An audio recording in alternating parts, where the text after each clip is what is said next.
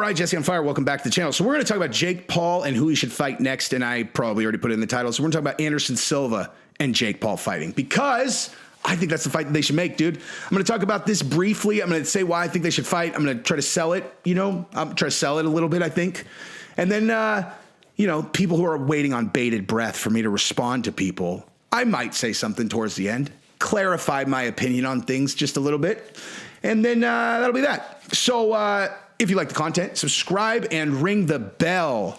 Now, those of you who have been with my channel for a long time, or just, supporters of the channel in general, I have always tried to keep a healthy environment in my comment section, right? Like, the reason why I interact with this is because we historically always had good dialogue in there, right? We didn't have a lot of trolls. We just didn't have a lot of trolls. It's generally people who wanted to discuss the topics in the videos.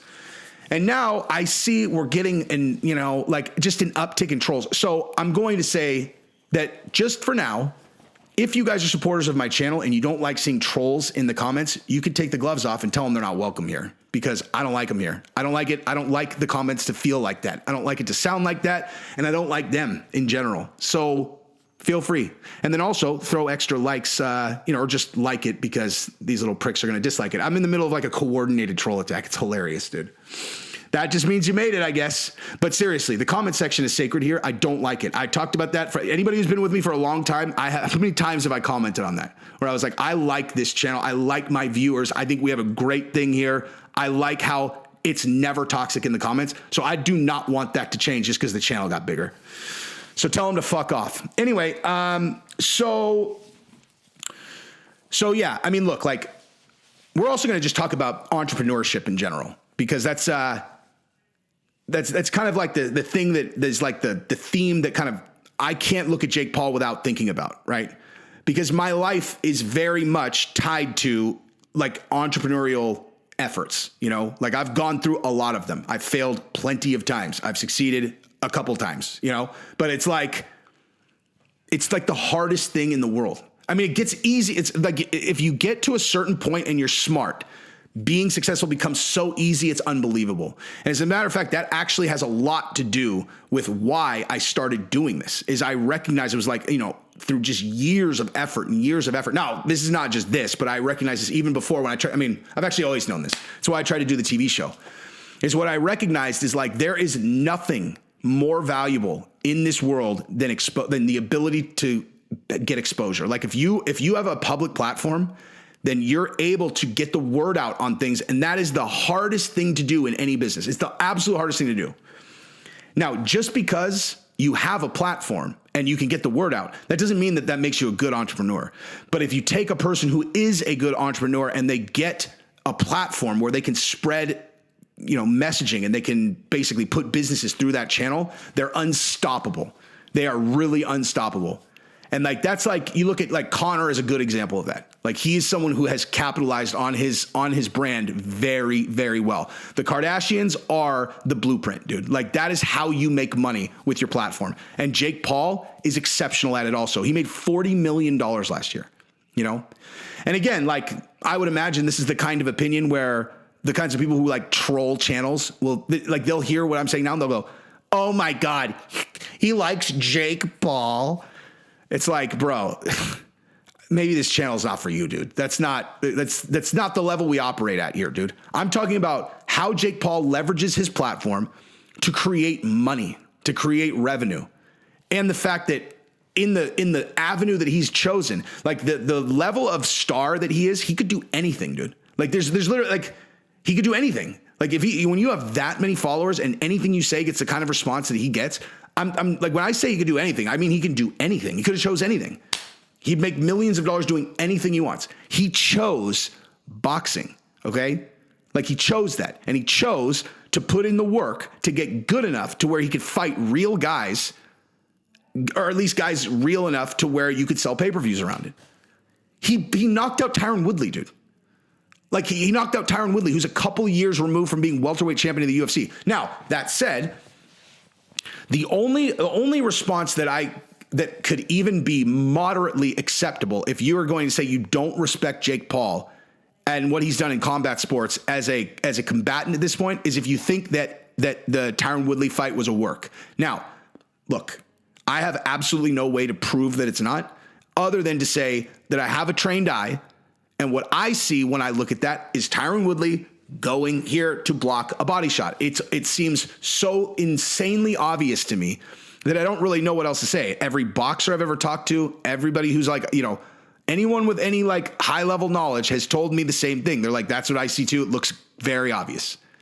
Like, it looks very obvious. He got hit with a shot he saw coming at the last second. Like, you know how hard it would be to accept taking a shot like that without like just take it, you know? So to me, it doesn't seem reasonable to assume it's a fake. And so if you accept that it's real, like, it's all about fact patterns. Like, that's the whole thing is like, you know, again, I'm not getting into drama and shit. Like, I'm just not doing that, dude. But if people misconstrue things that I've said, the misunderstanding is about the facts that we're basing our opinions on.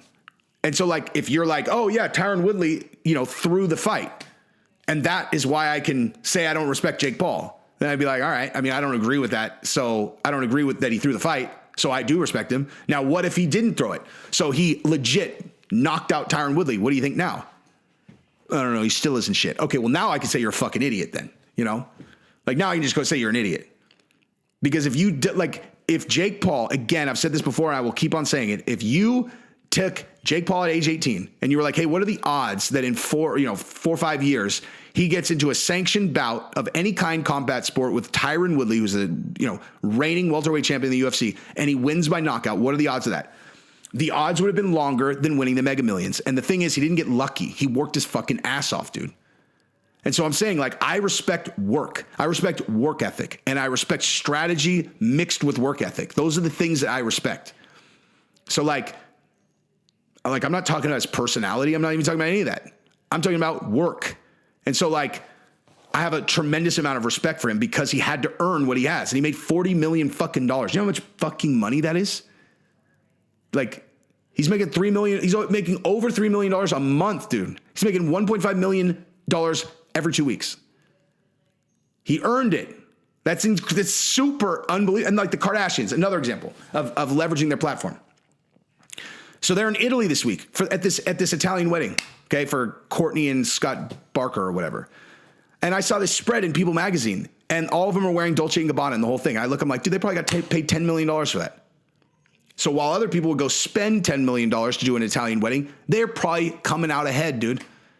Like, if you can't respect that as an entrepreneur, I don't know what to tell you, dude. It just means you're not an entrepreneur, you know, or you're jealous or something. I don't know.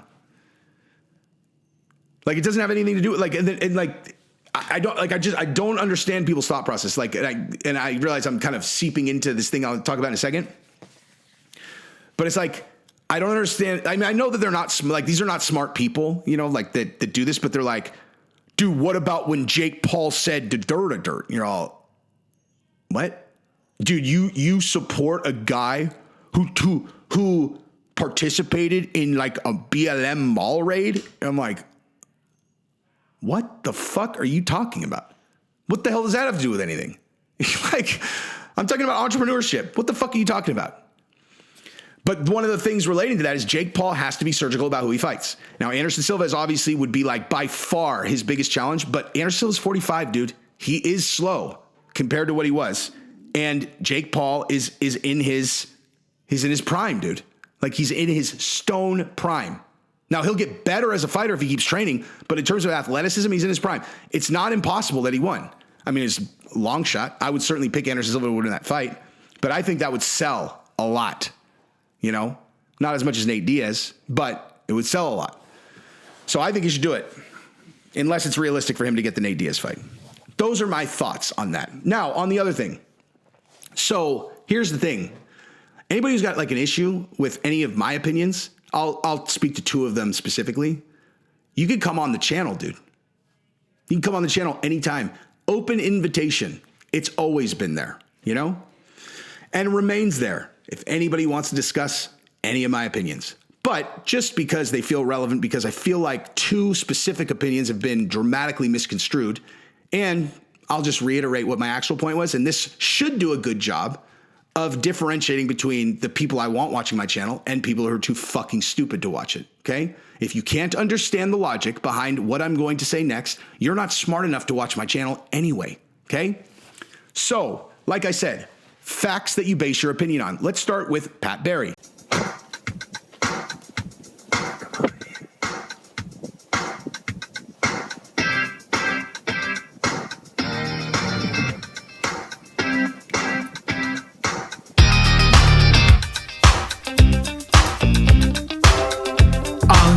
Is this moment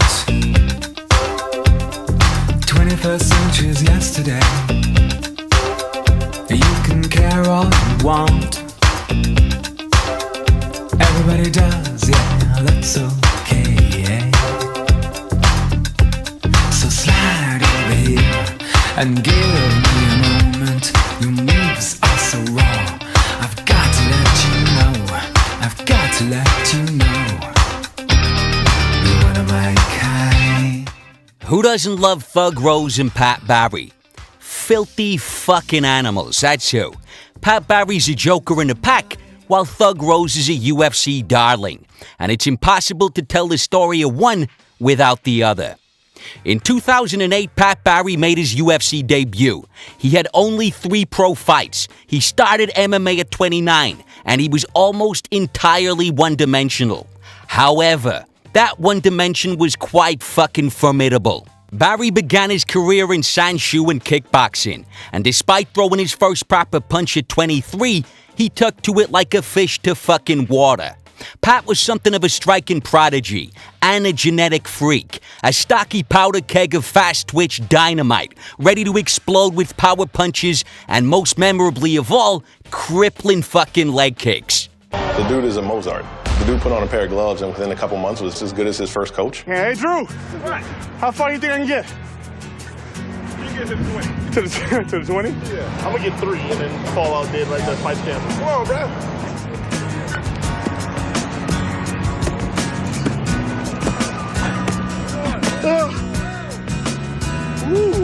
Based on some early performances in front of kickboxing royalty, the greatest K1 heavyweight of all time, Ernesto Hoost, he was invited to hone his skills on Team Mr. Perfect in Holland. Now that's ground zero, heavyweight kickboxing mecca. Between 2002 and 2008, he compiled a decent record at a relatively high level. He also competed in Chuck Norris' Wacky Fucking Fight League, whatever the fuck it was called. In 2008, and now under the tutelage of Duke Rufus, he decided to transition to MMA, citing the recent Ultimate Fighter-inspired MMA boom as the reason. Now, although his kickboxing career never quite reached the highest levels, when he brought that pedigree over to MMA, all of a sudden it was like taking candy from a fucking baby. Making his professional debut. You know who I am. You know what I am. MMA is the wave of the future. This is where it's at. I was 0-0 in MMA versus a guy named Mike Delaney who was like 28-12. He had something like 40 or 50 MMA fights, pro fights. And I kicked him in the leg 3 times in a minute. He kicked so hard. And he laid on the ground and said, please no more. I think he broke his knee. My second MMA fight, I fight a guy with 75 professional kickboxing matches, bell rings. Ooh, nice powerful kick. I kick him in the leg twice, and he lays on the ground and says, no more. Big check. I was like, what? This is Christmas. Third fight, I fight a guy who's got like 60 pro fights. I look straight at his leg and throw a high kick. 1 second knockout. I threw 6 kicks, 3 fights, more money than I've ever made in my entire life.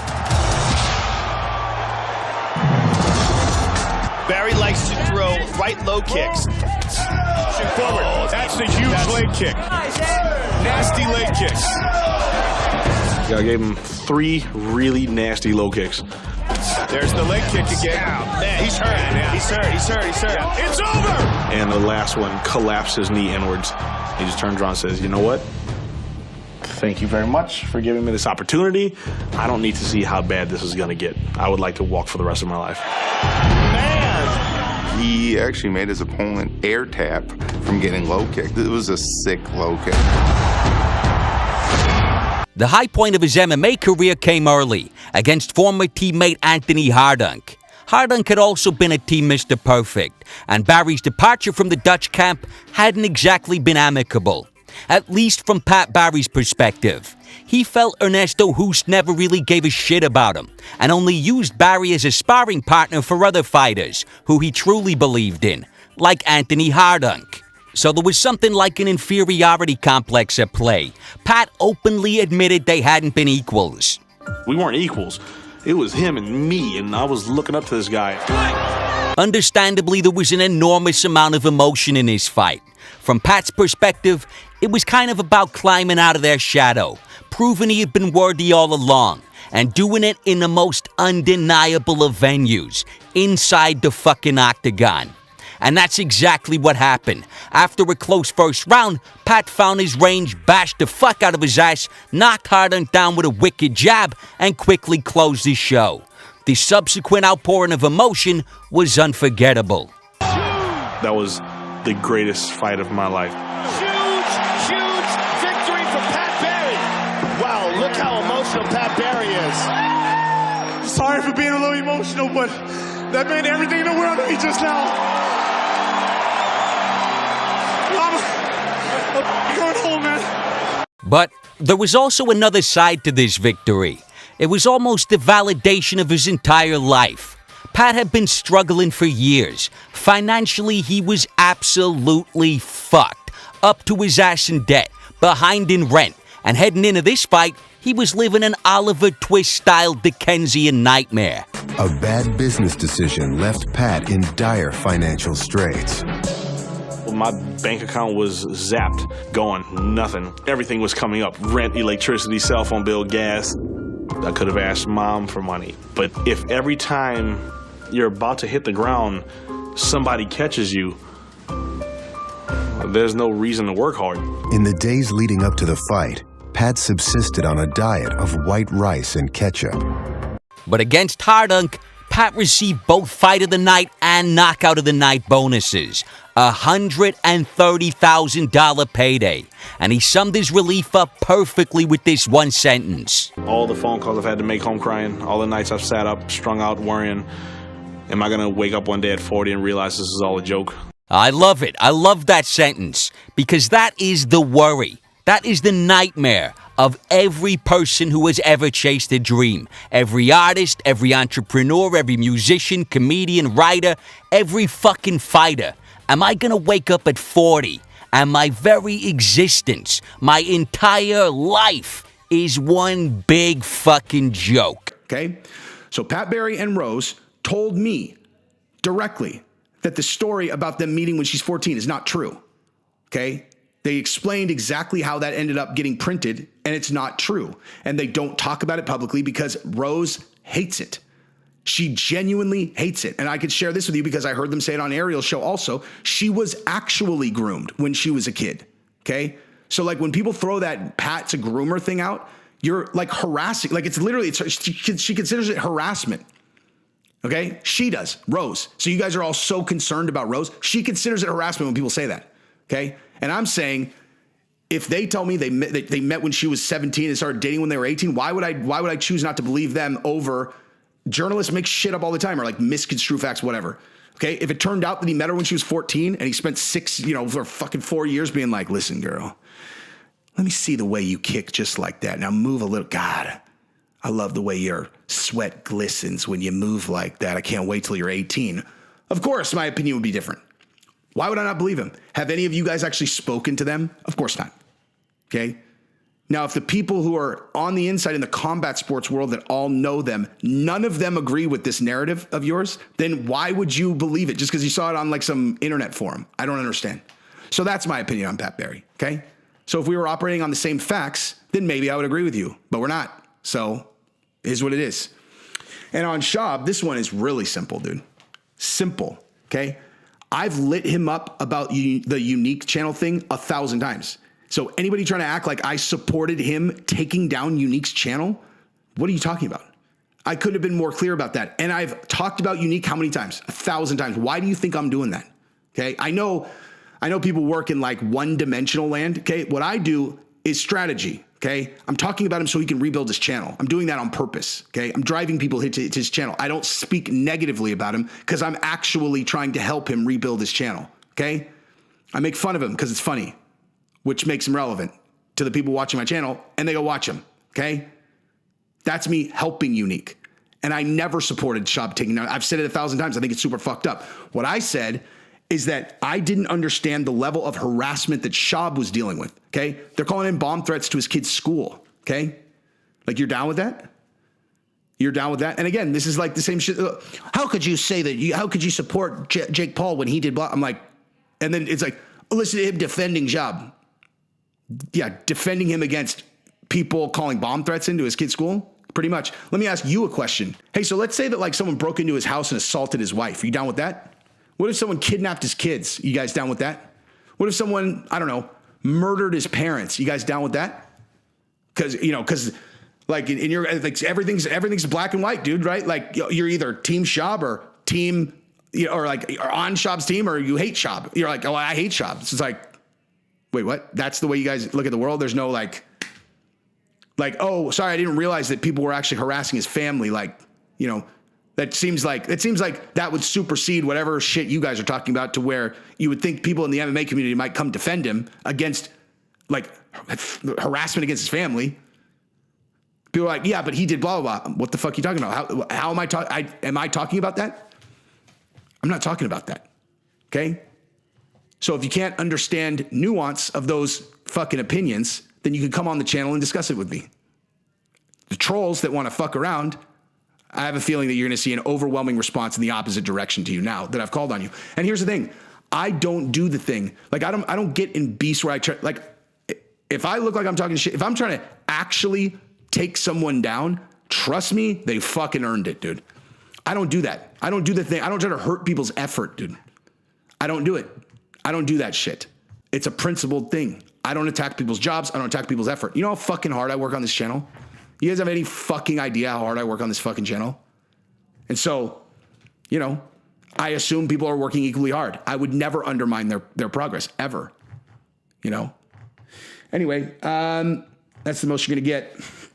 So if anybody wants to come discuss it, you can come on the channel. Otherwise, that's all I got.